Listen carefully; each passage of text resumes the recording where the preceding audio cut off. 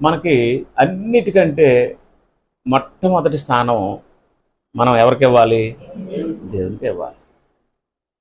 ఈ లోకంలో ప్రథమ స్థానము ఇవ్వాల్సి వస్తే ఎవరికి ఇవ్వాలంటే దేవుడికి ఇవ్వాలి. స్త్రీలు కూడా మీ నాన్నలకో మీ అమ్మలకో కాదు, పురుషులమైన మేము కూడా మా నాన్నకో మా అమ్మకో కాదు, మొదటి స్థానం ఎవరికి ఇవ్వాలి? దేవునికి ఇవ్వాలి. ఎందుకంటే ఈ జన్మకు కారకుడు ఎవరు? ఆయనే. ఈ జీవితానికి కారకుడు ఎవరు? ఆయనే. ఇంతవరకు మనం ప్రాణంతో ఉన్నామంటే దానికి కారకుడు ఎవరు? ఆయనే కదా. ఈరోజు కూడా మనం చూసామంటే ఆయనే. కాబట్టి ప్రథమ స్థానం ఎవరికి ఇవ్వాలి? దేవునికి ఇవ్వాలి. ప్రథమ స్థానం అంటే ఎందులో ప్రథమ స్థానం ఇవ్వాలి? ఎస్. ఏ విషయాల్లో దేవునికి ప్రథమ స్థానం ఇవ్వాలి? అన్ని విషయాల్లో ప్రథమ స్థానం ఇవ్వాలి. దేవుని తర్వాతే ఎవరైనా అన్నట్టు బ్రతకాలి. అలాంటి నిర్ణయాలు తీసుకోవాలి. సమయంలో దేవునికి మొదటి స్థానం ఇవ్వాలి. అవునా? ధనములో దేవునికి మొదటి స్థానం ఇవ్వాలి. శరీరం మీద దేవునికి మొదటి స్థానం ఇవ్వాలి. సమయము, ధనము, శరీరం ఈ ప్రాముఖ్యమైనవి. సజీవ యాగముగా మీ శరీరాన్ని దేవునికి సమర్పించాలి. ఈ శరీరం ఎవరిది? ఆయనదే. 2, మీకు వచ్చినటువంటి రాబడంతటిలో దేవునికి ఇవ్వాల్సిన దశంభాగం దేవునికి ఇవ్వాలి. ఆ ధనం ఆయనది. 3, మనకున్నటువంటి సమయం అంతా ఆయనదే. విచిత్రమైన విషయం ఏంటంటే సమయం ఉంటుంది కానీ మనం ఉండం.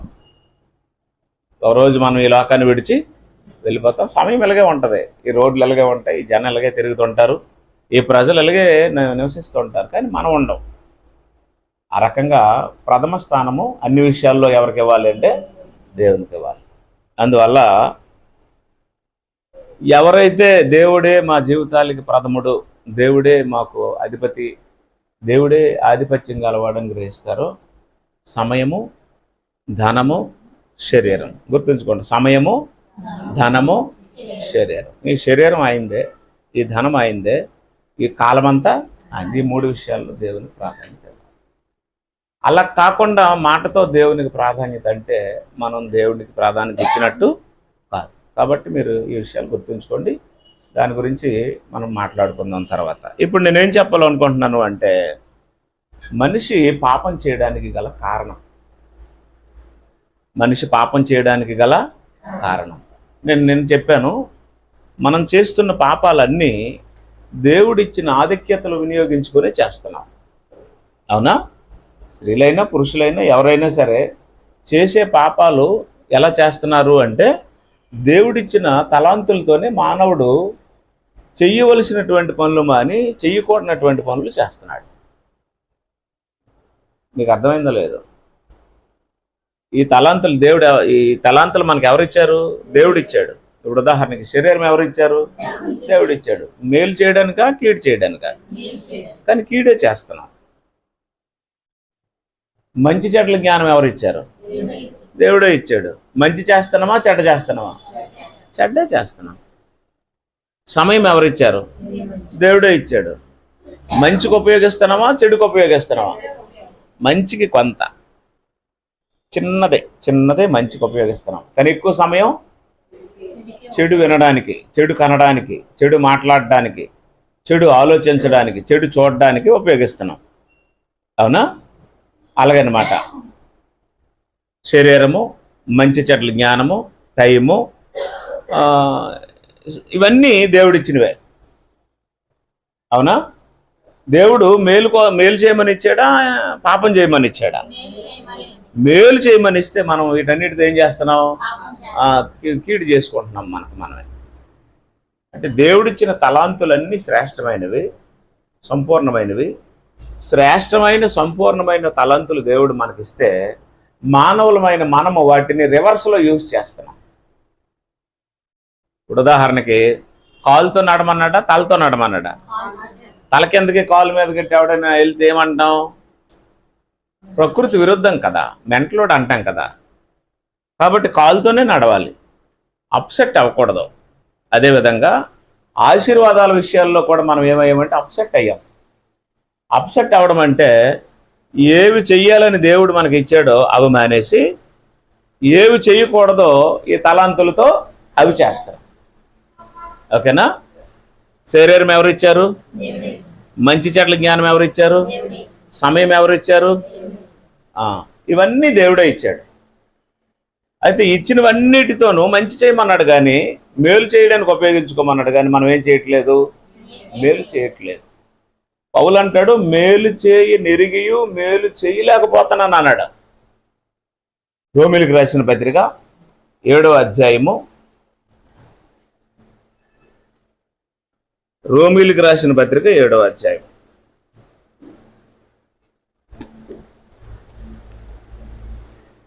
చూసారా?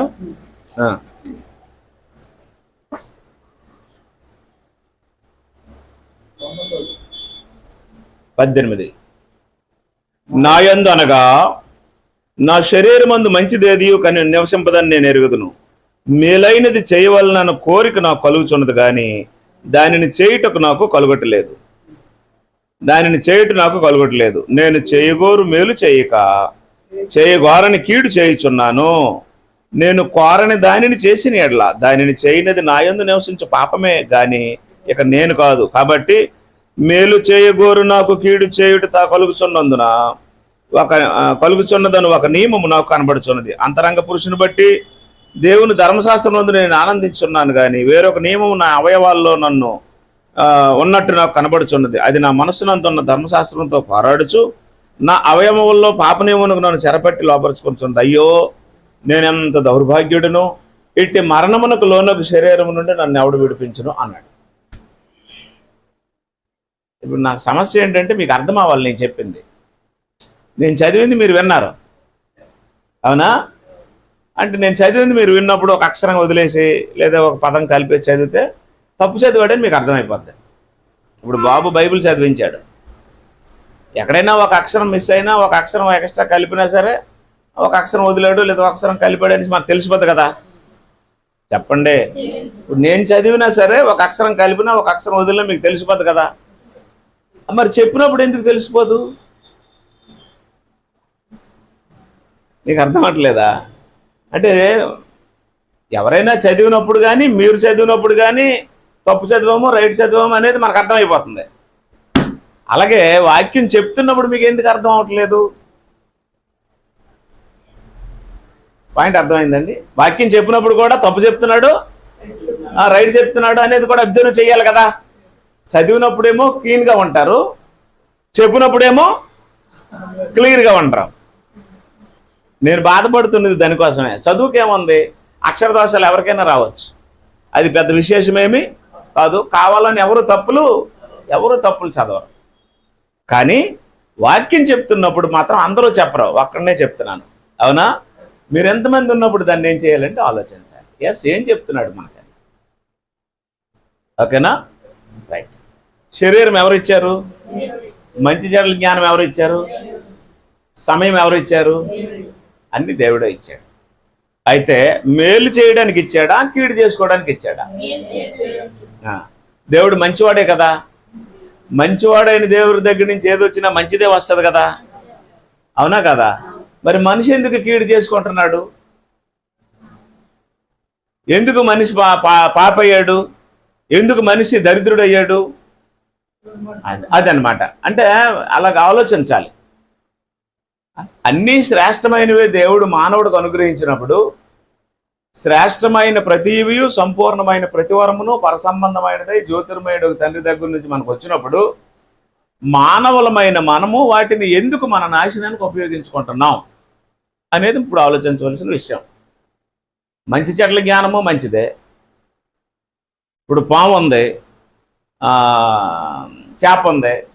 మంచి చెడ్ల జ్ఞానం లేకపోతే ఏం చేస్తాం? దాన్ని ఒకే రీతిగా చూసేస్తాం. ఇది దీన్ని పట్టుకోవడానికి ప్రయత్నం చేస్తాం, దాన్ని పట్టుకోవడానికి ప్రయత్నం చేస్తున్నాం, అవునా? అన్నం ఉంది, అశుద్ధం ఉంది. మంచి చెడ్ల జ్ఞానం లేకపోతే రెండు ఒకటే అనుకుంటాం. చిన్నపిల్లలు మీరు అన్నం అక్కడ పెట్టండి, విషం అక్కడ పెట్టండి, ఒక చిన్న పాపను వదలండి, ఏం చేస్తుంది? ఈ రెండింటిలో చేతులు పెట్టి నోట్లో పెట్టేసుకోవడానికి ప్రయత్నం చేస్తుంది. అన్నంకి విషంకి తేడా కావలే. ఎందుకంటే మంచి చెడ్ల జ్ఞానం లేదు, ఇంకా ఉత్పత్తి అవ్వలేదు. కాబట్టి మంచి చెడ్ల జ్ఞానం అనేది మానవుడికి దేవుడు ఎందుకు ఇచ్చాడు? చెడ్డ నుండి మంచిని తెలుసుకోవడానికి, మంచి వల్ల చెడ్డకి దూరం అవడానికి మంచి చెడ్డలు జ్ఞానం ఇచ్చాడు. మేలే కదా, బాగా వినండి. అలాగే శరీరం ఎందుకు ఇచ్చాడు? శరీరం ఎందుకు ఇచ్చాడు? గజాలు చేసి చెవుళ్ళంట నాలుకలు గుచ్చుకోవడానికి, కొరడాలతో కొట్టుకొని రక్తాలు కారినట్టు భక్తి ప్రదర్శించడానిక? చాలా మంది ఇప్పుడు ఏం చేస్తున్నారు? శరీరాన్ని కోసుకుంటున్నారు కదా, గాయాలు చేసుకుంటున్నారు కదా. అట్టి భక్తి, అట్టి ఆరాధన దేవుడు కోరే ఆరాధన. దేవుడు చెప్పాడు బలులు అక్కర్లేదు నాకు అన్నాడు కదా, నరబలి మరక్కర్లేదు అన్నాడు కదా. మీరెవరు రక్తం చిందించవలసిన అవసరము లేదు, ఒక్కడే కదా రక్తం చిందించినోడు, ఇంకెవరు రక్తము భూమి మీద రావాల్సిన అవసరము లేదు కదా. కాబట్టి ఈ శరీరాన్ని ఇవ్వడానికి గల కారణం ఏంటి? మంచి చెడ్ల జ్ఞానాన్ని ఇవ్వడానికి గల కారణం ఏంటి? ఈ సమయం ఇవ్వడానికి గల కారణం ఏంటి? సమయం ఎవరిది? కాలాలు సమయాలు ఎవరి చేతిలో ఉన్నాయి? యేసు ప్రభువే చెప్పాడు, వాటిని తెలుసుకోవడం మీ పని కాదు, కాలములు సమయములు తండ్రి తన స్వాధీనంలో ఉంచుకొని అన్నాడు. కాబట్టి కాలాలు సమయాలు ఆయన చేతిలో ఉంటాయి. మంచి చెడ్ల జ్ఞానం ఆయన దగ్గర నుంచి వస్తుంది. ఈ దేహాన్ని ఆయన నిర్మించాడు. చెప్పాడు కదా దావీదు 139 కీర్తన 13, 14లో, నా తల్లి గర్భమందు నన్ను రూపించిన వాడువు, నన్ను నిర్మించిన వాడువు నీవే. తల్లి గర్భమందు మనల్ని ఆడబిడ్డగా లేదా మగబిడ్డగా నిర్మించిన వాడు ఎవరో? ఆయనే నిర్మించాడు. ఆయన మన నిర్మాణం ఆయనకి తెలుసు. అందుకే నరాల్లో ఏముందో, కీళ్ళలో ఏముందో మీకు తెలుస్తుంది అంటాం మనం ప్రార్థన చేసినప్పుడు. డాక్టర్లకు కూడా తెలియని విషయాలన్నీ ఎవరికి తెలుస్తాయి? ఆయనకే తెలుస్తాయి. ఎందుకంటే ఆయన సృష్టించాడు కాబట్టి. దయతో మీరు జాగ్రత్తగా ఆలకించండి. దేవుడిచ్చినటువంటి ఆధిక్యతలన్నీ మంచివే ఇచ్చాడండి. అయితే మానవుడు ఏం చేశాడు అంటే పాపయ్యాడు. అవునా? రోమిలకు రాసిన పత్రిక 6వ అధ్యాయం 23వ వచనంలో, 3వ అధ్యాయం 23వ వచనంలో, ఏ భేదమును లేదు, అందరూ పాపము చేసి దేవుడు అనుగ్రహించి మహిమను.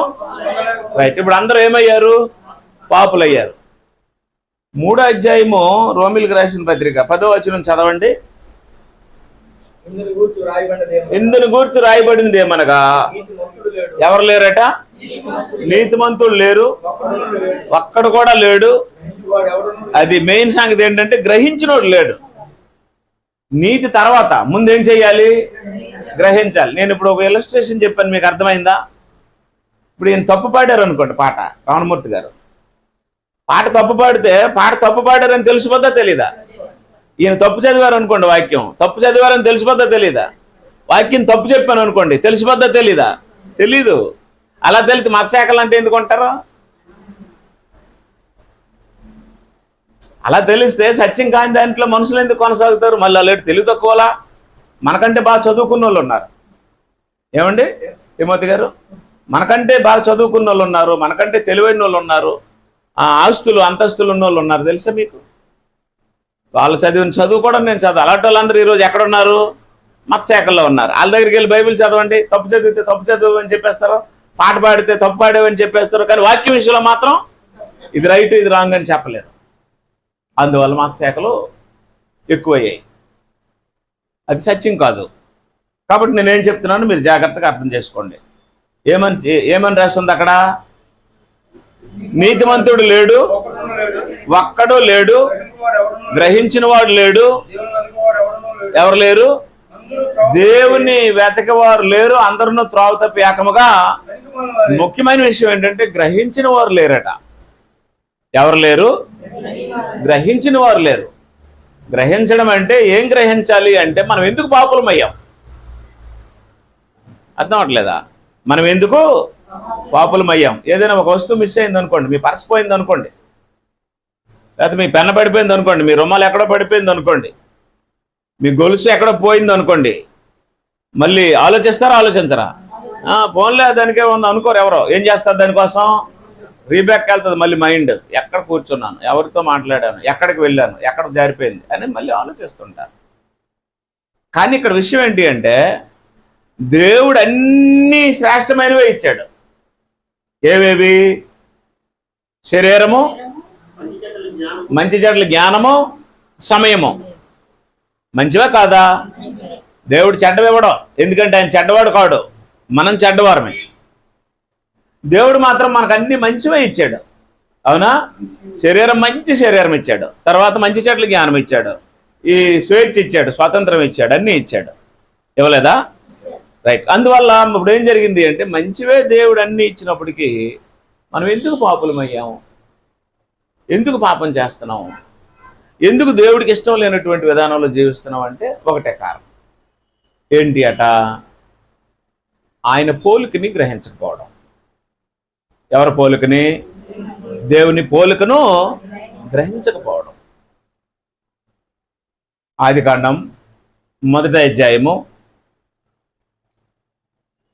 26వ వచనాన్ని మనం చూసినట్లయితే,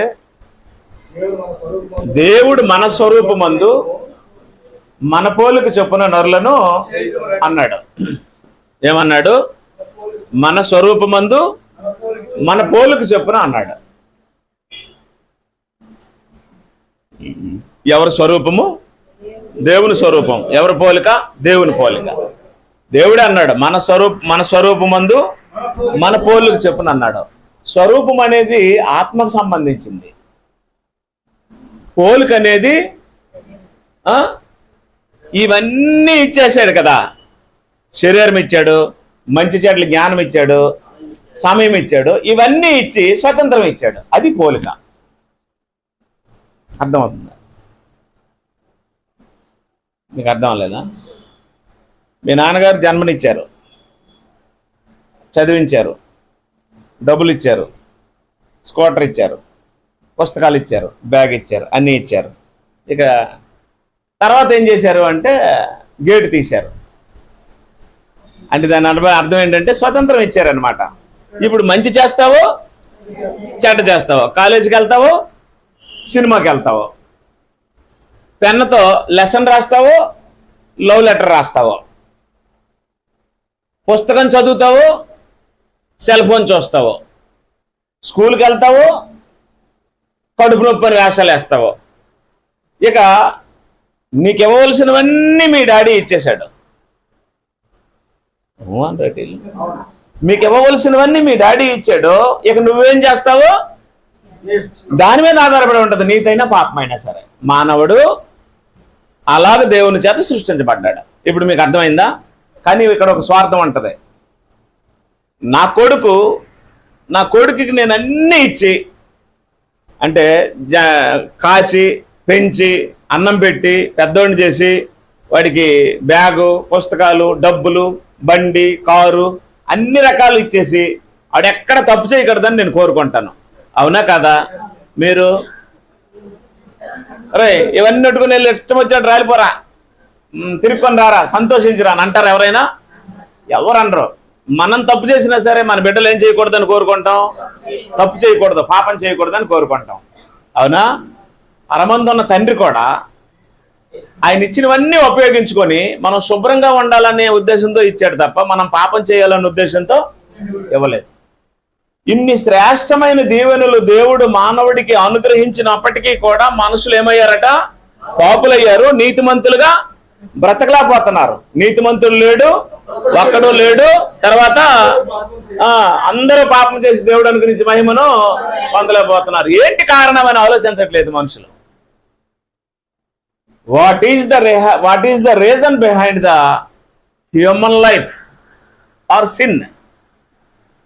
నేను పాపం చేయడానికి గల కారణాలు ఏంటి అంటే, దేవుడిచ్చిన డబ్బుతో రాలిపోతున్నారు, దేవుడిచ్చిన శరీరంతో రాలిపోతున్నారు, తూలిపోతున్నారు, దేవుడిచ్చిన టైంని నా టైం అంటున్నారు. అనలేదా? నా టైం వచ్చిందే అంటున్నారు లేదా?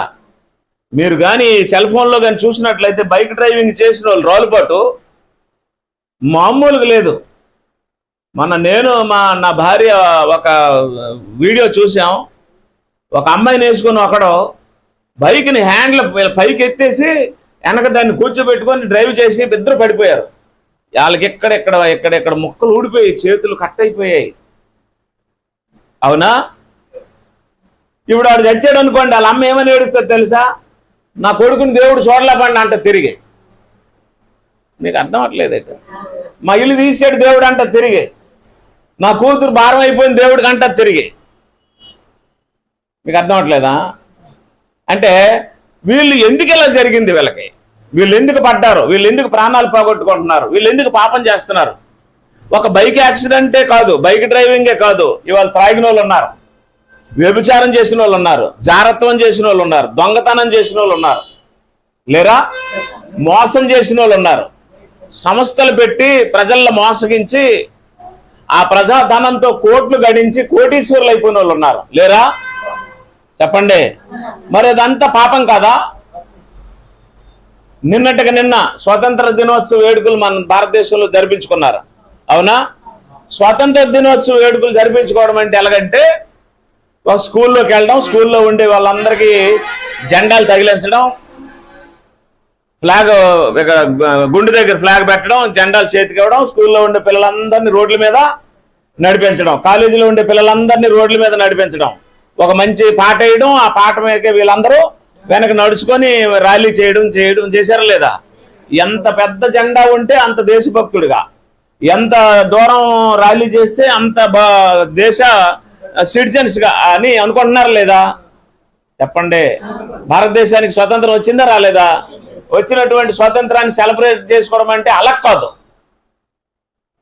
సెలబ్రేట్ చేసుకోవడానికి కావలసిన సూత్రము ప్రతిజ్ఞలో రాశాడు. ఏమని? భారతదేశము నా మాతృభూమి, భారతీయులందరూ నా సహోదరులు, నేను నా దేశమును చెప్పండి. అంటే జనగణమన కూడా రాకుండా రాజకీయ నాయకుడు అయిపోయాడు. జనగణమన ఎవరు రాశారో తెలియనోడు రాజకీయ నాయకుడే. జనగణమన పూర్తిగా పాడడం రానోడు, అక్షర దోషాలు లేకుండా చక్కగా ఉచ్చరించి పాడడం రాని ప్రతివాడు రాజకీయ నాయకుడే. ఈ పాయింట్ అర్థమైందా? భారతదేశం నా మాతృభూమి, భారతీయులందరూ నా సహోదరులు అన్నాడా లేదా? భారతదేశం నీ మాతృభూమి, భారతీయులు నీ సహోదరులు అయితే 10 మంది వెళ్ళి ఒక డాక్టర్ అమ్మని ఎందుకు రేపు చేశారు? ఈ పాయింట్ అర్థం అవట్లేదా? అదే దేశభక్తి. భారతదేశం నీ మాతృభూమి, భారతీయులందరూ నీ సహోదరులు అయితే బ్యాంకులో నుంచి ఒక రిటైర్డ్ ఆఫీసర్ డబ్బు తీసుకొని బయటకు వచ్చినప్పుడు ఆ సంచుట్టుకొని ఎందుకు పారిపోతున్నారు? భారతదేశం నీ మాతృభూమి, భారతీయులందరూ నీ సహోదరులు అయితే ఒక సంస్థను కానీ, భూమిని కానీ, ఒక ఇంటిని కానీ, దేన్నైనా రిజిస్ట్రేషన్ చేసినప్పుడు నువ్వు ఎందుకు లంచం అడుగుతున్నావు? లంచం తీసుకోవడం నేరమని నిన్ను పట్టుకుంటే దొరికిపోయి ఉద్యోగం సస్పెండ్ అయిపోతామని తెలిసి ఆ లంచం ఎంతమందికి పంచాలో అంతమందికి పంచేటట్లు కింద ఉన్నటువంటి వ్యక్తి ద్వారా నువ్వు తీసుకుంటున్నావు, లేరా చెప్పండి. భారతదేశం నీ మాతృభూమి, భారతీయులందరూ నీ సహోదరులు అయితే ఓట్లేయడానికి సారా ఎందుకు పంచుకో జనాలు నాశనం చేస్తున్నావు? భారతదేశం నీ మాతృభూమి, భారతీయులందరూ నీ సహోదరులు అయితే దేవుడు నీకు ఇచ్చినటువంటి అధికారాన్ని దుర్వినియోగపరిచి, ప్రజాధనాన్ని వ్యర్థపరిచి, దేశాన్ని నాశనం చేసి, ఈ దేశంలో ఉన్నటువంటి ధనాన్ని తీసుకెళ్లి వేరొక దేశంలో ఎందుకు దోసుకుంటున్నావు? అవునా? ఇప్పుడు దేశభక్తి అంటే ఇది. భారతీయులందరూ నీ సహోదరులు అయితే నీ సహోదరులు ఎందుకు మోసం చేస్తున్నావు? నీ సహోదరుల దగ్గర ఎందుకు లంచాన్ని తీసుకుంటున్నావు? నీ సహోదరుల పిల్లలు ఎందుకు రేపులు చేస్తున్నావు? నీ సహోదరులు ఎందుకు హత్యలు చేస్తున్నావు? మొన్న ఒక వీడియో మీరు చూసారు లేదో, కోడిని నరికినట్టు రోడ్డు మీద నరికేశాడు, చేతులు కాలు తెగిపోయి పడిపోయి. నేను చూశాను ఆ వీడియో. వాడు తప్పే చేయొచ్చు, తప్పు చేస్తే శిక్షించడానికి ఎవరున్నారు? కోర్టులు ఉన్నాయి, చట్టాలు ఉన్నాయి. పోలీస్ వ్యవస్థ ఎందుకు? లాయర్లు ఎందుకు? న్యాయమూర్తులు ఎందుకు? చట్టాలు ఉన్నాయి కదా. కాబట్టి తప్పు చేసిన వ్యక్తిని శిక్షించే అధికారం ఎవరికి ఉంది? ఒక వ్యక్తికి లేదు, ఒక వ్యవస్థకు ఉంది, అవునా? కాబట్టి ఇప్పుడు దేశభక్తి అంటే ఏమనుకుంటున్నారు? ఓ జెండా పట్టుకొని కారుకో బండికో తగిలించేసి ఒక 100 మంది స్కూల్ పిల్లలు, అమాయకులు, వాళ్ళకి తెలియదు కదా పిల్లలు, ఈ పిల్లలు రే లెగండ్రా ర్యాలీ చేద్దామనేసరికి పిల్లలందరూ అమ్మయ్య ఇవాళ పీరియడ్ లేదురా, మరి వాళ్ళకి పీరియడ్ లేకపోతే సంతోషం. వాళ్ళు వెంటనే ఏం చేస్తారు? హెచ్ఎం గారు వెళ్ళమన్నారంటే వెళ్ళిపోతారు. వీళ్ళకి స్కూల్ పిల్లలు, కాలేజీ స్టూడెంట్లు, హాస్పిటల్లో పనిచేస్తున్న నర్సులు, డాక్టర్లు, ఈ గవర్నమెంట్ దగ్గర సర్వెంట్గా ఉన్న ఎంప్లాయీస్, వీళ్ళందరూ సవక, అవునా? ఎంతో కష్టపడి చదివినటువంటి కలెక్టర్లు, ఐఏఎస్లు, ఐపీఎస్లు, గెజిటెడ్ ఆఫీసర్లు, డాక్టర్లు, వెటర్నరీ డాక్టర్లు, వీళ్ళు 6 సంవత్సరాలు 5 సంవత్సరాలు కష్టపడి ఎన్నో సంవత్సరాలు రాత్రి పగలు నిద్రాహారాలు మానుకొని ప్రజాసేవ చేయాలని చదివిన వాళ్ళు ఈ ఏలు ముద్రగోడు అంటే సంతకం కూడా సరిగా చేయని రాజకీయ నాయకుడి కింద వీళ్ళందరూ ఏం చేస్తున్నారు? వీళ్ళందరూ దోషులుగా ఒకసారి గడగడలాడిపోతున్నారు. ఈడు 5 సంవత్సరాల నుండి ఊడిపోతాడు, కానీ వీళ్ళు మాత్రం ఈ ప్రభుత్వం ఉన్నా లేకపోయినా, ఏ ప్రభుత్వం వచ్చినా రాకపోయినా, ఈవెన్ ప్రభుత్వాలు మారిపోయినా సరే రాత్రి పగలు దేవుని ప్రజలకు సేవ చేయడానికి సిద్ధపడినారు ఈ అధికారులు. అవునా? అలాంటి వారిని కూడా ఏం చేస్తున్నారంటే వారి తాలూకు తప్పుల్ని కప్పుకోవడానికి ఇష్టానుసారంగా వాడుకుంటున్నారు. అదే స్వతంత్రం అంటే? చెప్పండి. కాబట్టి భారతదేశానికి స్వతంత్రం వచ్చింది, కానీ ఏ మనిషికి స్వతంత్రం లేదు. ఎక్కడ ఉంది స్వతంత్రం? భారతదేశానికి స్వతంత్రం వచ్చింది, కానీ ఏ మనిషికి స్వతంత్రం లేదు. జెండాలు పెట్టుకొని తిరిగితే స్వతంత్రం వచ్చినట్టు, నీకు స్వతంత్రం ఉన్నట్టు కాదు. ప్రతి ఓడు భయపడుతున్నాడు, తెలుసండి? ప్రతి దానికి భయపడుతున్నాడు. మరి ముఖ్యంగా స్త్రీలను గౌరవించే ఒక దేశంగా ఉన్న మన దేశంలోనే స్త్రీలకు ఏమి లేదు, భద్రత లేదు. దేవుడు మానవుడిని సృష్టించాడు. సృష్టించడం తప్ప? చెప్పండి. మిమ్మల్ని మీకు జన్మనిచ్చి పుట్టించడం తప్ప? మీకు మంచి చెట్ల జ్ఞానం ఇవ్వడం తప్ప? మీకు స్వేచ్ఛ స్వాతంత్రం ఇవ్వడం తప్ప? వాటిని వినియోగించడం రాకపోవడం వల్ల మీరు తప్పు చేశారు, నేను తప్పు చేశాను. ఏ తప్పుని ఎవరి మీద వేయకూడదు? ఆయన పరిశుద్ధుడు, ఆయన పరిశుద్ధుడు. కాబట్టి తప్పు చేసింది ఎవరు? మనము. ఏం వాడుకొని తప్పు చేశాం? శ్రేష్టమైన ఈవుల్ని వాడుకొని తప్పు చేస్తున్నాం. అవునా? ఈ శరీరం ఎంత గొప్పది, ఎంత గొప్పది, ఎంత విచిత్రమైందో తెలుసండి. ఈ శరీరంలో ఉండే నరాలన్నీ ముడేస్తే, ఒకదానికి ఒకటి ముడేస్తే ఈ ప్రపంచం చుట్టూ 3 సార్లు తిరిగిన నరాలు ఉన్నాయట అందులో. నాకు తెలీదు, చెప్పుకుంటేనే విన్నాను. అంత నాడీ వ్యవస్థ ఉంది ఈ శరీరం. ఎన్ని నరాలు ఉన్నాయో తెలియదు. మీకు ఎక్కడ టచ్ అయినా బ్లడ్ వస్తుంది. చెప్పరేటి? ఎక్కడ టచ్ అయినా, ఎక్కడ ఇలా చిన్న పిన్ని గుచ్చుకున్నా, ఇలా పిన్ని గుచ్చినా సరే షుగర్ టెస్ట్ చేయడానికి ఏం చేస్తారు? జస్ట్ ఇలాగంటారు, వెంటనే ఏమొస్తుంది? అక్కడికి ఆ బ్లడ్ నరాల ద్వారా వస్తుంది. ఆ నరాలు మనకి కనిపించవు, సూక్ష్మంగా ఉంటాయి. బ్లడ్ ఎక్కడైతే సర్క్యులేషన్ అవుతుందో అక్కడ డెఫినెట్గా ఏముంటాయి? నరాలు ఉంటాయి. అలాంటి నరాలతో కూడింది ఈ శరీరం. అవునా? విచిత్రమైన విషయం ఏంటంటే ప్రపంచంలో దేనికైనా రెస్ట్ ఉంటుంది, ఏ మిషన్కైనా రెస్ట్ ఉంటుంది, ఎవరికైనా రెస్ట్ ఉంటుంది, కానీ గుండెకి మాత్రం మరి అంత అద్భుతంగా చేశాడో దేవుడు దాన్ని. గుండెకి రెస్ట్ ఇచ్చాడంటే ఆడు ఇంకా కునికిసినట్టే. పాయింట్ అర్థం అవట్లేదా? కిడ్నీలు ఫిల్టర్ చేస్తున్నాయి. కిడ్నీలు పని చేయకపోతే 2 వారాల్లో సపా 2-3 డయాలసిస్ అయిపోతాం. కాలు పొంగిపోతాయి, ముఖం పొంగిపోద్ది, ఈ రూపం మరి ఉండదు. మేమైతే మరి గడ్డలు గీసుకోము, రూపం మారిపోద్ది. కిడ్నీలు పని చేస్తేనే గడ్డలు గీస్తాం. అవునా? కిడ్నీలు పని చేయలేదు అనుకోండి, తెల్లగా వచ్చేస్తాయి ఇవన్నీ. అప్పుడు చావుకాలు వచ్చిన దగ్గరికి అనుకుంటాం అన్నమాట. కాబట్టి కిడ్నీలు, ఊపిరితిత్తులు 1, 2 మా ఊర్లో ఒకడు ఉన్నాడు, ప్యాంక్రియాస్ ఉందటమ్మా, పని చేయట్లేదట సరిగా. అది ఎంత ఉంటుంది? ఇప్పుడు అది పని చేయకపోవడం వల్ల ఏమవుతుందంటే ఇన్సులిన్ దొరకదట. ఇన్సులిన్ లేకపోతే తిండి దొరకదట. తిండి దొరకట్లేదని సన్నంగా అయిపోయాడు వాడు. ఒరే, నీకు ప్యాంక్రియాస్ పని చేయకపోయినా బాగున్నావు, నువ్వు సన్నంగా ఉన్నావు అన్నాను నేను. ఏం సన్నం అంటే మీరు అందరూ తింటే నేను చూడవలసి వస్తుందండి అన్నాడు. ఇన్సులిన్ వేసుకొని తినొచ్చు కదా అన్నాను నేను. ఇన్సులిన్ వేసుకొని తినొచ్చండి, మళ్ళీ అలవాటు అయిపోతే మళ్ళీ లోవ్ అయిపోతానండి అన్నాడు. నా పాయింట్ ఏంటంటే ఈ విధమైనటువంటి బాడీ పార్ట్స్ని మనకు తయారు చేసి ఇచ్చింది ఎవరు? దేవుడిచ్చాడు. ఈరోజు ఎంతమంది ఆ శరీరాన్ని, ఆ గుండెని, ఆ రక్తంలో మందు వేసి పాడు చేసేస్తున్నారు. ఆ చీప్ లెక్కరు గ్లాసులు వేసినట్టు కాదాడు, రక్తంలో పోసేస్తున్నాడు తీసుకెళ్ళి. మీకు అర్థం అవ్వలేదంటే అది ఎందులోకి వెళ్ళిపోతుంది? బ్లడ్లోకి వెళ్ళిపోతుంది, డైరెక్ట్గా రక్తంలోకి వెళ్ళిపోతుంది. ఒక్కసారి ఆత్మహత్య చేసుకున్నోడికి 10 సంవత్సరాలు తాగి చచ్చినోడికి పెద్ద తేడా ఏముండదు. వాడు ప్రాణం తీసుకున్నాడే, వీడు ప్రాణం తీసుకున్నాడే. నా పాయింట్ మీకు అర్థమైంది. దేవుడు శ్రేష్టమైన ప్రతివి, సంపూర్ణమైన ప్రతి వారము మనకు అనుగ్రహించాడు. అవునా? అయితే మనం పాపులమయ్యాం. అయ్యామా? ఏ భేదము లేదు, అందరం ఏమయ్యాం? పాపులమయ్యాం. ఇది ఆలోచించట్లేదు మనుషులు ఎవరో. మేము ఎందుకు పాపులమయ్యాం, ఎందుకు పాపం చేయవలసిన పరిస్థితి వస్తుంది. మేము ఎందుకు ఈ ఊబిలో పడిపోయాం, ఈ పాపం అనే ఊబిలో నుంచి మమ్మల్ని మేము ఎందుకు ఇలాగా తయారు చేసుకున్నాం అని ఎవరు గ్రహించట్లేదు. దానికి మూల కారణం ఏంటంటే దేవుని పోలిక. దేవుడు చెప్పాడు, మన స్వరూపమందు మన పోలిక చెప్పున నరులను చేయదమన్నాడు. స్వరూపం అంటే ఆత్మ, పోలికంటే స్వేచ్ఛ. పోలికంటే స్వేచ్ఛ, స్వేచ్ఛ అంటే స్వాతంత్రం. మనిషిని దేవుడు స్వేచ్ఛ స్వాతంత్రం గలవాడుగా చేశాడు. అవునా? ఈ మధ్యకాలంలో జపాన్లో రోబోట్స్ని తయారు చేస్తున్నారు. అవునా? మనుషులు చేసిన పనులన్నీ చేస్తాయి, కానీ స్విచ్ చేస్తే చేస్తాయి, స్విచ్ ఆపేస్తే మరి చెయ్యు. కుక్క ఉంది, కుక్కలాంటి రోబోట్ని తయారు చేశాడు. స్త్రీ ఉంది, స్త్రీ లాంటి దాన్ని ఒకటి చేశాడు. పురుషుడు ఉన్నాడు, పురుషుడు లాంటి వాడిని ఒకటి చేశాడు. నిజం. కానీ ఎప్పుడు పని చేస్తాయి అవి? స్విచ్ చేస్తే పని చేస్తాయి, మళ్ళీ ఆపేస్తే ఆగిపోతాయి. మానవుడు అలాంటి వాడు కాడు. మనం స్విచ్ చేస్తే అలాగైతే మనకి ఎంత బాగుందండి.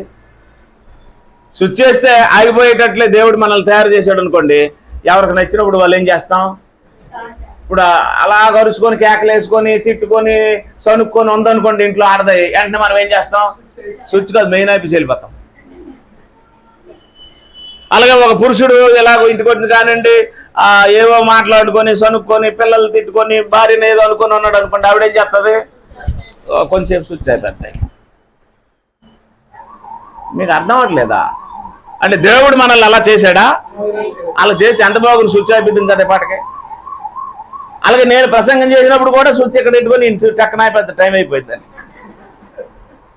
నాకు అర్థమైపోద్ది. స్విచ్ అయిపోయారంటే నాకు మాటలు రావు కదా. మనుషుల్ని దేవుడు అలాగా రోబోట్లో తయారు చేశాడా, ఫ్రీగా తయారు చేశాడా? ఫ్రీడమ్ ఇచ్చాడు. అవునా? రైట్. ఇప్పుడు చెప్పండి, పాపం చేయడానికి కారణం ఏంటి? శరీరమా, మంచి చెడ్ల జ్ఞానమా, సమయమా, స్వతంత్రమా? మానవుడు పాపం చేయడానికి కారణం స్వేచ్ఛ స్వాతంత్రం. మానవుడికి దేవుడు ఏమి ఇచ్చాడు? స్వేచ్ఛ స్వాతంత్రం ఇచ్చాడు. అవునా? స్వేచ్ఛ కళ్ళు కొందా మన కళ్ళుకి? ఏంటి చెప్పుకుంటాను రండి.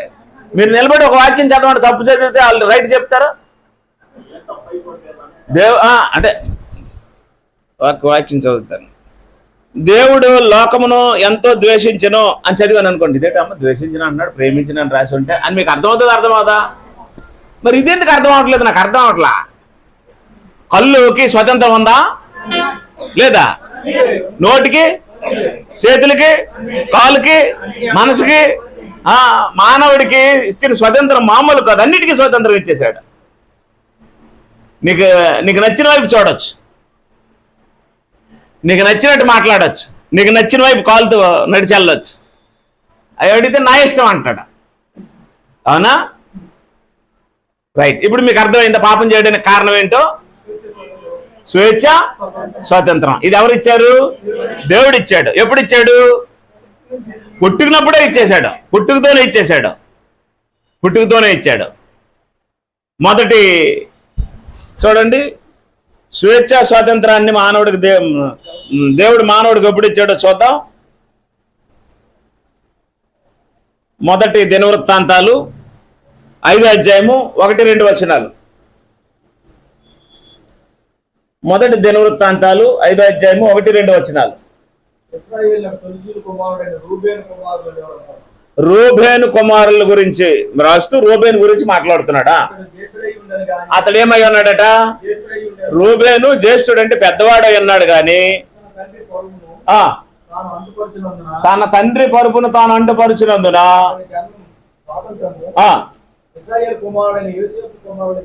రైట్. జన్మతో ఏమిచ్చాడు దేవుడు? ఆయనకి స్వాతంత్రం ఇచ్చాడు, కానీ ఇప్పుడు ఆ స్వాతంత్రం ఆయనకి లేదు. 2వ వచనం.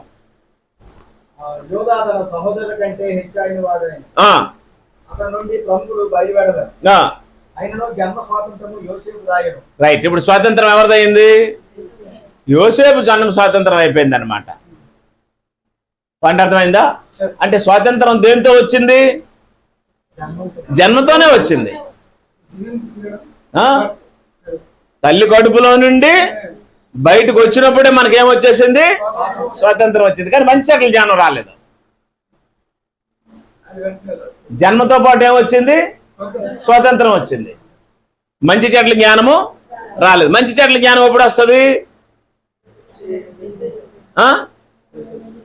ఇది సబ్బు, ఇది బిస్కెట్ అని తెలిసేదా లేదా? అంటే మీరు సబ్బు ఇచ్చి బిస్కెట్ తిను, బిస్కెట్ అమ్మా, బిస్కెట్ అన్నాం అనుకోండి, నో సోప్ అంటారు కదా. అది అప్పుడేమొచ్చిందనమాట. అప్పుడు మీరు సబ్బు ఇచ్చి సోప్ అని అన్నారు అనుకోండి, నో బిస్కెట్ అంటారు అనమాట. అంటే నా కూతురికి సబ్బుకి బిస్కెట్కి తేడా తెలిసిపోయింది. అవునా? మీరు చాపిచ్చి స్నేక్, నో ఫిష్. నా కూతురికి ఏమైపోయింది? చేపకి పాముకి తేడా తెలిసిపోయింది. ఆ మంచి చెట్ల జ్ఞానము అలా పనిచేసినప్పుడు అది తెలిసిపోద్ది. అలా తెలియలేదు అనుకోండి, ఏది పెడితే దాన్ని ఏం చేస్తారో పట్టేసుకుంటారు. ఇది జన్మతో రాదు. ఏది? మంచి చెట్ల జ్ఞానం జన్మతో రాదు. కానీ మన జన్మతో ఏమొస్తుంది? స్వేచ్ఛ వస్తుంది. శరీరం వస్తుంది, స్వేచ్ఛ వస్తుంది, ఆత్మ వస్తుంది. దేహాత్మలతో పాటు స్వేచ్ఛ వస్తుంది. పెరిగి పెద్ద అయిన తర్వాత ఏమొస్తుంది? ఈ తెలివి వస్తుంది అనమాట. మంచి చెట్ల తెలివి వస్తుంది. అవునా? కాబట్టి ఆ మంచి చెట్ల తెలివి వచ్చినప్పుడు మంచి కంటే చెడ్డకి ఎక్కువ ప్రాధాన్యత ఇచ్చి తాను చెడిపోయేటట్లు ఈ స్వతంత్రాన్ని వినియోగించుకుంటాడు మానవుడు. మళ్ళీ చెప్తాను, ఈ మంచి చెట్ల తెలివి వచ్చినప్పుడు జన్మతో వచ్చిన ఈ స్వాతంత్రం వల్ల మంచి కంటే చెడుకి ఎక్కువ ప్రాధాన్యత ఇచ్చి ఆ స్వాతంత్రాన్ని వినియోగించుకొని చెడు చేసి మానవుడు ఏమయ్యాడు? పాప అయ్యాడు. అది పాపలు అవడం అంటే. అంతే తప్ప లంచం తీసుకున్నాడు పాపము, దొంగతనం చేశాడు పాపము, ఇవి తర్వాత సంగతులు. కుర్చీ దబ్బును ఎత్తేసింది పాపము. మీకు అర్థం అవట్లేదా?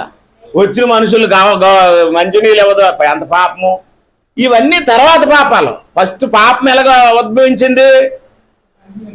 దేవుడు నీకు ఇచ్చినటువంటి ఆ జన్మ స్వాతంత్రాన్ని పాడు చేసుకున్నావు, దుర్వినియోగం చేసుకున్నావు. అప్పుడు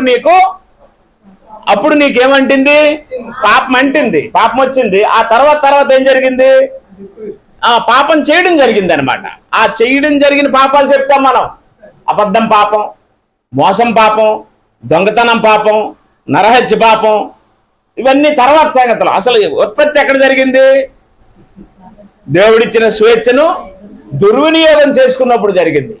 కాబట్టి ఇప్పుడు మనుషులు పాపులుగా మార్చబడ్డానికి కారణం ఏంటి? మనుషులు పాపులుగా మార్చబడ్డానికి కారణం ఏంటి? స్వేచ్ఛ, స్వాతంత్రం. ఆ స్వేచ్ఛ స్వాతంత్రం సంపూర్ణంగా కలిగిన వాడు దేవుడు. ఆయన పరిశుద్ధుడు. అట్టి పరిశుద్ధులైన దేవుడిని కంట్రోల్ చేసే శక్తి ఎవరికి లేదు. God cannot be controlled, but God controls the history అని రాస్తుంది. దేవుడు ఎవరి చేత కంట్రోల్ చేయబడడో, కానీ దేవుడు చరిత్రను కంట్రోల్ చేస్తాడు.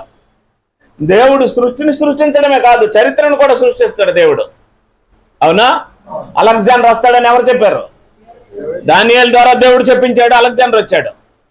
కల్దీలు వస్తారని చెప్పాడు, రోమీలు వస్తారని చెప్పాడు, మాది పార్సీకులు వస్తారని చెప్పాడు. ఆయన చెప్పిన తర్వాత వచ్చిన వాళ్ళే రాజులైతే ఆ రాజుల యొక్క రాజ్యాన్ని, ఆ పరిపాలనా విభాగాన్ని గుర్తించి తర్వాత రాసుకున్నదే చరిత్ర. కాబట్టి దేవుడు ఏమి సృష్టించగలడు? సృష్టిని సృష్టించగలడు, చరిత్రని సృష్టించగలడు. చరిత్ర సృష్టించిన తర్వాత ఆ చరిత్రను రాయడానికి చరిత్ర పురుషుని పుట్టించాడు భూమి మీద. ఆయన ఎవరు? యేసు ప్రభు. ఈ రోజు జరుగుతున్న సంఘటనలన్నీ ఎవరి పేరు మీద రాస్తున్నారు? క్రీస్తు పూర్వము, క్రీస్తు. చరిత్ర సృష్టించిన వాడు దేవుడు, చరిత్ర రాయించిన వాడు దేవుడు. ఆ చరిత్ర ఎవరి పేరు మీద రాయిస్తున్నాడు? యేసు ప్రభు పేరు మీద రాయిస్తున్నాడు. అట్టి మహోన్నతుడైన దేవుడు, అట్టి సృష్టికర్త అయిన దేవుడు, అట్టి చరిత్రను సృష్టించిన దేవుడు, అట్టి చరిత్రకు ఆధారమైన మూలపురుషుడైన యేసుక్రీస్తుని భూమి మీద పుట్టించిన దేవుడు మనల్ని కూడా పుట్టించాడు. పుట్టించలేదా? అయితే మేలు చేయడానికి పుట్టించాడా, కీడు చేయడానికి పుట్టించాడా? మేలు చేయడానికే పుట్టించినా సరే మానవుడు ఏం చేశాడు?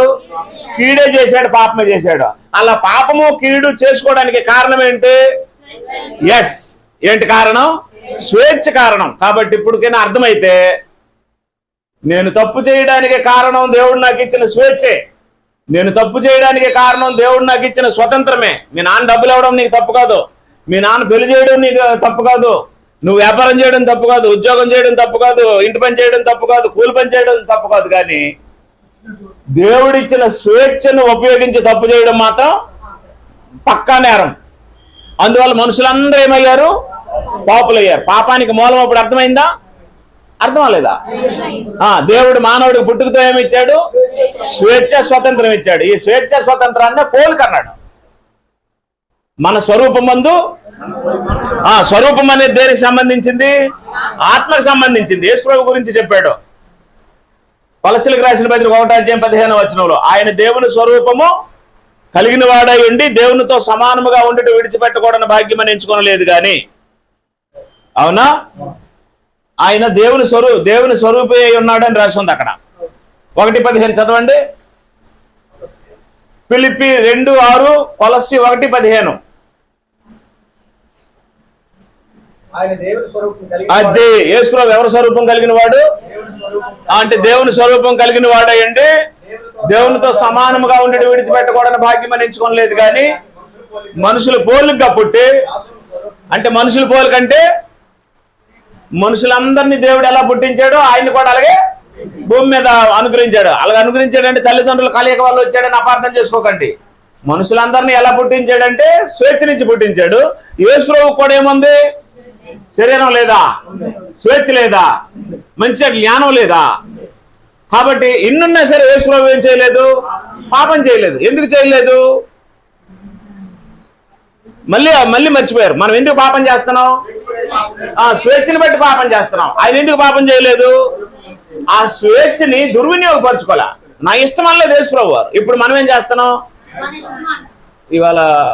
ఇవాళ కొంచెం చేపలు ఫ్రై చేయొచ్చు కదా అని అన్నాం అనుకోండి. వంకాయ అంటే నీకు నచ్చితే లేకపోతే మరి నా ఇష్టం, నాకు నచ్చింది వండుతాను అన్నారు లేదా? ఇష్టమని ఎక్కడొచ్చింది అక్కడ పాపం ఉంటుందండి. ఇప్పుడు నీ వాళ్ళు వద్దు రేపు వెళ్ళొచ్చు కదా అంటే, రేపు కాకపోతే ఎల్లుండి వెళ్తానులేండి, మీ మాట కొట్టేస్తాను ఏంటని అంటున్నారా? నాకు నచ్చినప్పుడు వెళ్ళవు, నువ్వు నా ఇష్టం నువ్వు గుర్తించవని అంటారా లేదా? ఇష్టమని ఎక్కడైనా వచ్చిందంటే అక్కడ వెనకేముంటుంది? పాపం ఉంటుంది. అందుకే యేసుప్రభువు తన జీవితంలో ఎప్పుడు ఇష్టమనలేదు, చిత్తమన్నాడు.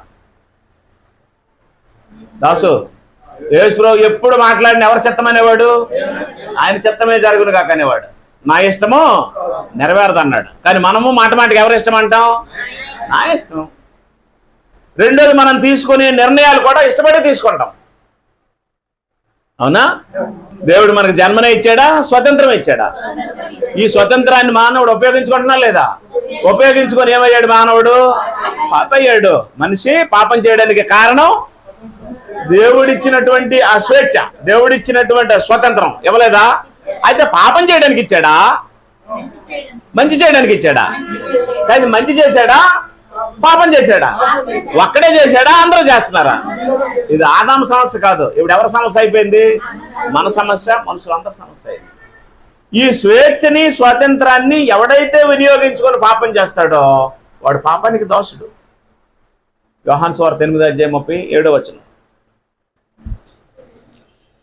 స్వేచ్ఛని స్వతంత్రాన్ని వినియోగించుకొని పాపం చేసేవాడు పాపానికి ఏమవుతాడట? పాపానికి దోషుడు. 34. అందుకు యేసు, పాపము చేయి ప్రతివాడును పాపమునకు దోషుని మీతో నిశ్చయముగా చెప్పుచున్నాను. ఎవరికి దోషులంగా ఉండాలి? దేవునికి దోషులంగా ఉండాలి. ఎవరికి దోషులయ్యారు? పాపానికి దోషులయ్యారు. ఎందుకు దోషులయ్యారు? పాపం చేయడం వల్ల దోషులయ్యారు. ఎందుకు పాపం చేశారు? తమ స్వేచ్ఛను ఏం చేశారు? శరీర క్రియలకి హేతువుగా వాడుకున్నారు, శరీరానికి అనుగుణంగా వాడుకున్నారు. మళ్ళీ దానికి దేవుడిని నిందించడానికి అవకాశము లేదు. అప్పుడు దేవుడు ఏం చేస్తాడంటే తీర్పు తీరుస్తాడు. స్వేచ్ఛనిచ్చిన దేవుడు వదిలేడు, మానవుడిని ఏం చేస్తాడు? తీర్పు తీరుస్తాడు. 2 కొరింథీ పత్రిక 5వ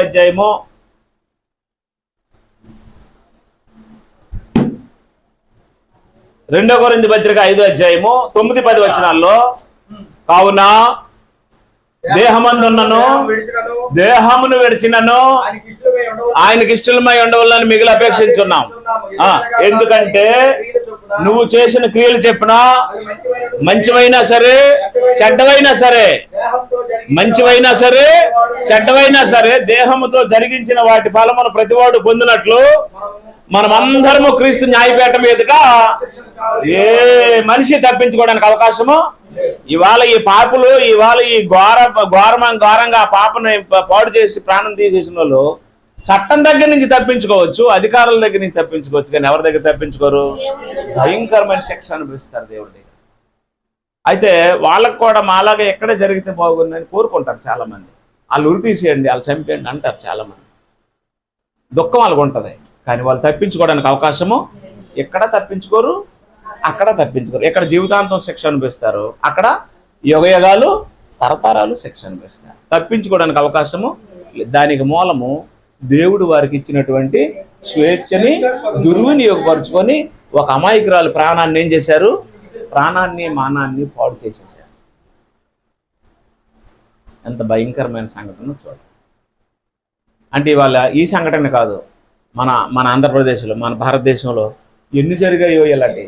బయటకు వచ్చి నువ్వు కొన్ని, బయటికి రానివి ఎన్నో ఉన్నాయి లేవా? ఈ పాడు చేసేయడం, ఈ రేప్ సీన్లు ఇవే కాదండి, మటర్లు లేవా? చిన్న చిన్న పిల్లలు పాడు చేసేయడం లేవా? లంచాలు లేవా? లంచాలు తీసుకున్న వాళ్ళు పెద్ద మనుషులుగా చెలారవుతున్నారు.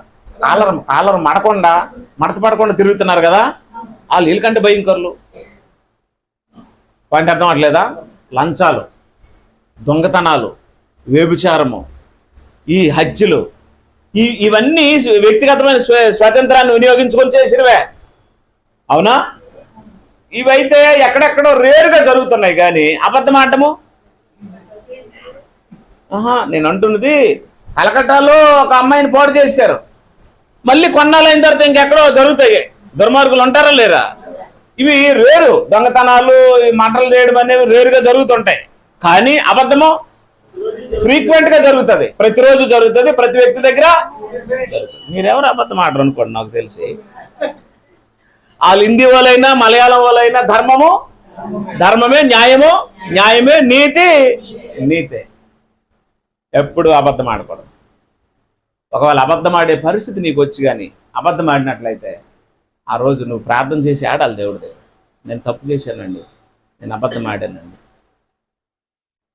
ఈరోజు మెడికల్ ఫీల్డ్లో ఎన్ని అబద్ధాలు, ఎంత మోసం, ఎంత మాఫియా. ప్రతి ఒడిని అడిగితే ఏమంటారంటే, మేము మందుల షాప్ పెట్టుకుంటూ బెస్ట్ అని, సగం డబ్బులు వస్తాయండి మందుల షాపులలో అయితే అంటున్నారు. మనకు తెలియదు ఆ ఫీల్డ్, అవునా? ఎక్కడ చూసినా మాయ, మోసం, అన్యాయం, లంచం, దోపిడీ, ఈ పాడు చేసేయడం, చంపేయడం, చిదిమేయడం, ఇష్టానుసారంగా ప్రవర్తించడం జరుగుతుందంటే మనుషులు దేన్ని బేస్ చేసుకుని ఇవన్నీ చేస్తున్నారు? వారికి దేవుడిచ్చిన స్వేచ్ఛని, స్వతంత్రాన్ని వినియోగించుకుని ఇవన్నీ చేస్తున్నారు. మనిషి పాత అవడానికి మూలం అది. మీకు అర్థమైందా? బాగా ఎక్కువ ఉందండి. అప్పుడు టీవీలు, సెల్ ఫోన్లు ఎక్కడండి? అప్పుడు ఇలాంటి రేపులు చేసిన వాళ్ళు ఎక్కడ ఉన్నారండి? బలత్కారులు ఉన్నారు. ఇప్పుడు ఎక్కువ అయిపోయారనమాట. నా పాయింట్ మీకు అర్థమైందా? అర్థం అవ్వలేదా? ఇప్పుడు అర్థమైతే మనం ఏం చెయ్యాలి? ఈ కళ్ళుతో పనికిమాల చూపులు చూసున్నాడు. ఇప్పుడు ఈ కళ్ళుతో ఏ చూపులు చూడాలి? కనికరపు చూపులు, దయగల చూపులు, అమ్మ చూపులు అందరి వైపు చూడాలి. ఆలి చూపు ఒక పిల్లం వైపు చూడాలి, అవునా? అప్పుడు కళ్ళు ఎందులోకి వస్తాయి? కంట్రోల్లోకి వస్తాయి. కాలు కంట్రోల్లోకి వస్తాయి, చేతులు కంట్రోల్లోకి వస్తాయి. మనిషి తను తాను కంట్రోల్ చేసుకోవడానికి స్వేచ్ఛ, స్వతంత్రం ఉపయోగపడతాయి. కానీ కట్టు తెగిన పశువులాగా అయిపోయింది కదా ఈరోజు సమాజం. మనుషులు కట్టు కట్టినటువంటి ఆ పశువు అయితే కంట్రోల్లో ఉంటుంది. కట్టు తెగిపోయిన తర్వాత ఏం చేస్తుంది? ఎవడు పొలం నాకేంటి, ఎవడు గోళం అయితే నాకేంటి, ఎవడు బకెట్ అయితే నాకేంటి అని వెచ్చలవిడి అయిపోయింది కదా. ఈ దేవుడిచ్చినటువంటి స్వేచ్ఛని మనిషి ఉపయోగించుకోవడం వల్ల వెచ్చలవిడితనం వచ్చేసింది. ఆ వెచ్చలవిడితనంలో పడిన మానవులు పాపులైతే, అవునా? పాపాన్ని కంట్రోల్ చేయాలంటే మళ్ళీ ఎక్కడికి రావాలి? మళ్ళీ దేవుడి దగ్గరికి రావాలి. దేవుడి దగ్గరికి రాకుండా కంట్రోల్ అవ్వడమో ఎవరి వల్ల సాధ్యం కాదు.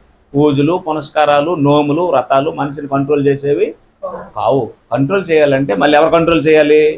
దేవుడే కంట్రోల్ చేయాలి. పెద్దలు ఏమన్నారంటే ఎక్కడ పోగొట్టుకున్నావో అక్కడే వెతుకున్నాం. పోగొట్టుకోవడం ఏమో ఏదేళ్ళలో పోగొట్టుకున్నారో, ఇప్పుడు ఎతకడమేమో ఏ అమ్మ దగ్గర తల్లి దగ్గర ఎవరి దగ్గర ఎదుగుతున్నారు. ఎక్కడేం దొరుకుతుంది?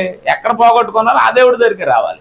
అప్పుడు ఆయన చెప్తాడు, ఇదిగో మీరు పాపులు అవడానికి కారణం మీ స్వాతంత్రం, అది నేను మీకు మేలు కొరకు ఇచ్చాను, మీరు దానివల్ల ఏం చేశారు?